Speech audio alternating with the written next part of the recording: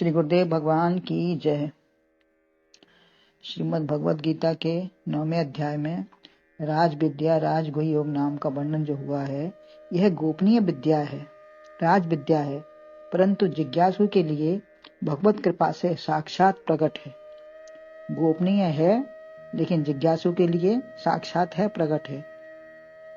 ऐसी गुप्त विद्या को भगवान छिपकर नहीं बताया, वरन युद्ध क्षेत्र में खुले आम प्रचार प्रसार किया है। खुले में युद्ध क्षेत्र में सबके लिए प्रसार प्रसार किया है। इससे जो नहीं सुनना चाहता है वह भी सुन लेगा। इसीलिए एकांत में या दूर कहीं आयोजन होगा, तब कम जिज्ञासु वहां पहुंचकर नहीं सुन पाएंगे। जो कम जिज्ञासु होंगे वो नहीं पहुंचेंगे और नहीं सुनेंगे। अन्यथा रास्ते चलते भी सुनकर, रास्ते चलते जो कहीं आयोजन हो रहा है और किसी रास्ते में चल के किसी के कान में कोई बात पड़ गई तो उसी से उसका कल्याण हो जाता है। पलटती जब मनोवृत्ति तभी निहाल हो जाए, तत्काल अज्ञान निवृत्त हो जाए। एक बार में ही उद्धार हो सकता है और शरण को प्राप्त कर सकते हैं। स्वामी ब्रह्मानंद जी का यही बहाल था कि पहले बड़े वो भक्त नहीं थे, मतलब दुराचारी कहें या कुछ भी कहें, गलत भक्त बिल्कुल नहीं थे। तो जब उन्होंने यहाँ पे आयोजन देखा, फूलबाग का अपना आयोजन देखा, तो उनके देख के एकदम से मनोवृत्ति पलट गई। वहां जाके तभी से भगवान गुरुदेव के शिष्य बन गए और अपना संत बन गए। स्वामी ब्रह्मानंद जी उनका नाम पड़ गया। तो पता नहीं किस डॉक्टर की दवा काम कर जाए, उसी डॉक्टर का मरीज गुणगान भी करता है। जिस डॉक्टर की मरीज को काम करती है दवा, उसी का मरीज भी गुणगान करता है। सभी संत महात्मा पधारते हैं, किसी की बात व युक्ति किसकी कब बैठ जाए पता नहीं। दूर दूर से विद्वान संत गुणवान लोग आते हैं। निमंत्रण मात्र से ही हृदय कपाट खुल जाते हैं और आपके आ जाने आयोजन का द्वारा ही उनका कल्याण भी होता है। आपके आयोजन से उनका कल्याण भी होता है, हो सकता है, क्योंकि उनका कल्याण होना होगा। अतः सबको बुलाकर सम्मिलित करो, अधिक से अधिक प्रचार करके उत्साह बढ़ाओ। जहां तक भी हो यह शंखनाद पहुंचे, अवश्य पहुंचाएं। जागरण की बेला है, कुंभकर्ण भी जाग गया था, तो जगाने वाले का उत्साह होना चाहिए। पीछे पड़ो उसके। साम दाम दंड भेद पुरस्कार लालच जैसे भी आए सबको बुलाएं। आगे भी यही कहा है, 30वें श्लोक में भी यही वर्णन है। सबसे प्रिय मुझे वही है जो सबसे अधिक प्रचार करे। कोई अपने को छोटा, मूर्ख, गंवार, अपराधी, पापी न कहे। सबके लिए यह खुला द्वार ही ऐसा द्वार है। 30वें श्लोक में कहा है, अनन्य निष्ठा से मेरा भजन करने वाला अति दुराचारी का भी मैं भजन ही देखता हूँ। पिछले श्लोक में यही वर्णन हुआ है। उसे संत, सज्जन, शुभ या भक्त ही मानो, दुराचारी मत मानो, ऐसा आदेश है भगवान का। जैसे यदि मुसलमान का जूठा खाने से हम हिंदू नहीं बन सकते हैं, हमको हिंदू नहीं कोई मानता, अगर हमने मुसलमान का जूठा खा लिया तो मुसलमान भी हिंदू नहीं बन सकता क्या? यदि हमने मुसलमान का जूठा खाया तो हम हिंदू नहीं माने जाते हैं, तो क्या मुसलमान अगर हमारा हिंदू का जूठा खा लेगा तो वो हिंदू नहीं बन सकता क्या? तो हमारा धर्म इतना संकीर्ण क्यों है? अतः हम उसे दुराचारी ना माने, किसी को भी हम दुराचारी ना माने।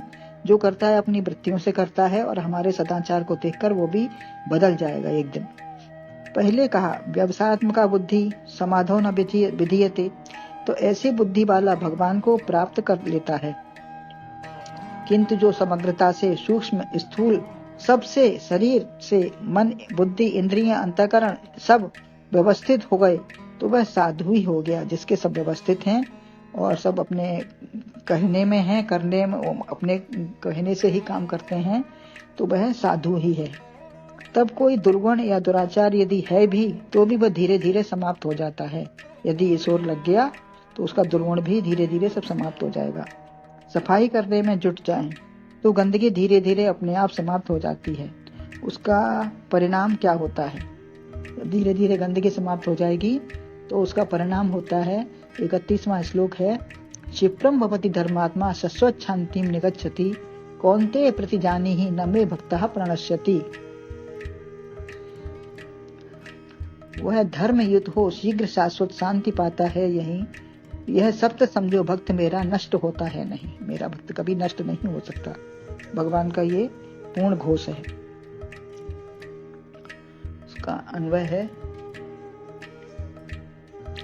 क्षिप्रम धर्मात्मा भवति शाश्वत शांतिं निगच्छति कौन्तेय प्रतिजानी ही मे भक्तः न प्रणश्यति।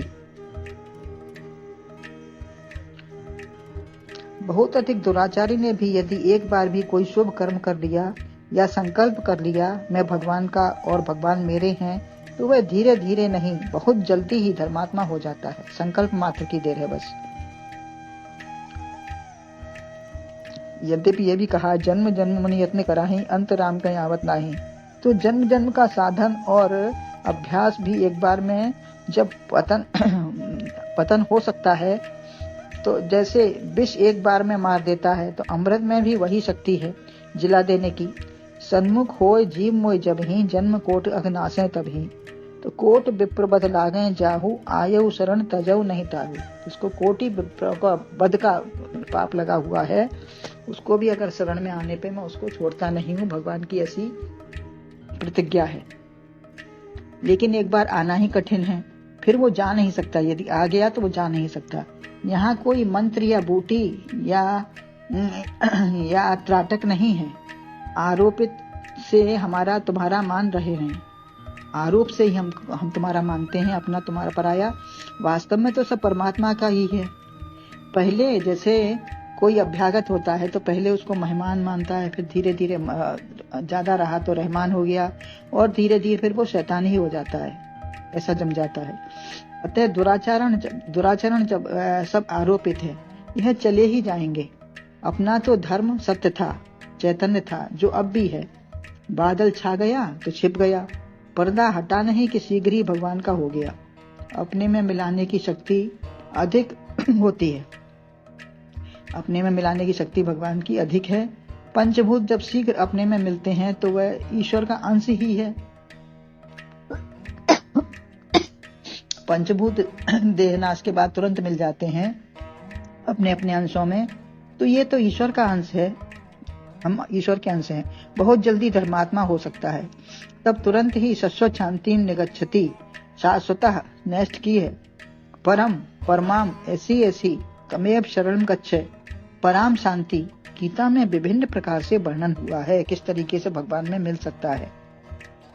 आज रोग निवृत्ति से या धन या पुत्र से सुख मिल गया, परंतु भक्ति की शांति स्थायी होती है। जो भक्ति की शांति है, अंतःकरण की शांति है, उसको बाहर की शांति तो अभी मिली, अभी कब बदल जाएगी, पता नहीं रहेगी कि नहीं रहेगी।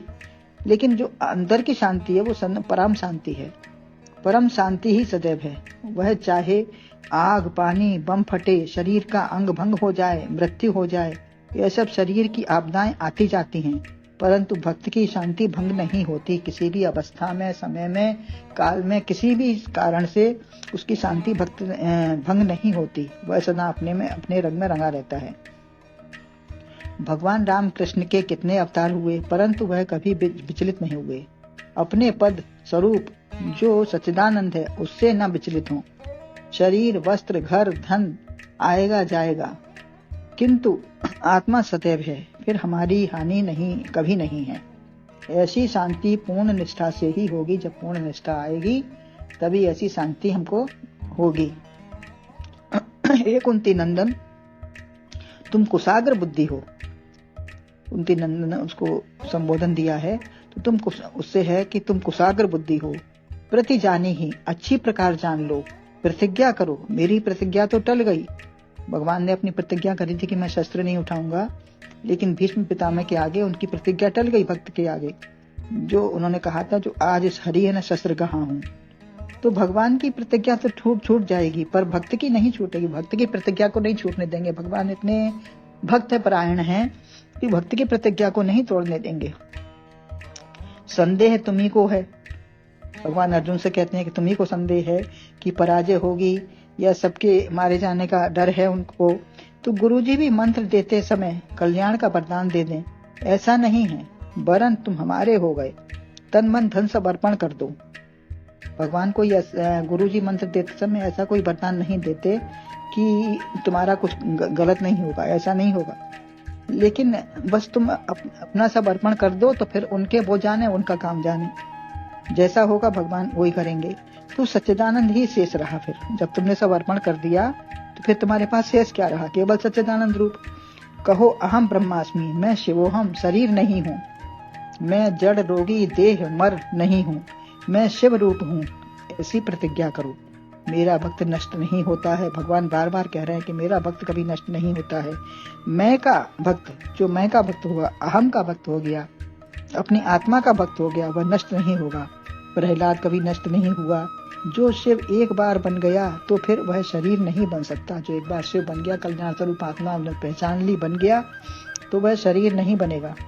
समुद्र में मिले जल को, जल में से कोई नाले के जल को अलग करना चाहे तो वह नहीं मिल सकता। समुद्र में यदि नाले का जल मिल गया तो उसको अगर निकालना चाहे तो कैसे निकालेंगे? नहीं निकाल सकते। तो ऐसे ही समुद्र रूप भगवान में यदि हमारा मिल गए तो फिर हम उससे अलग नहीं हैं, उसी में हो गए। अतः अहम शरीर की धारणा ही बदल गई। मैं आत्मा हूँ, इससे पलटकर विनाश नहीं हो सकता। न इससे पलटेंगे वृत्ति हमारी तो फिर विनाश कैसे होगा? शरीर बचेगा नहीं। भूमि परत वह डाबर पानी, जिम जी वह माया लपटानी।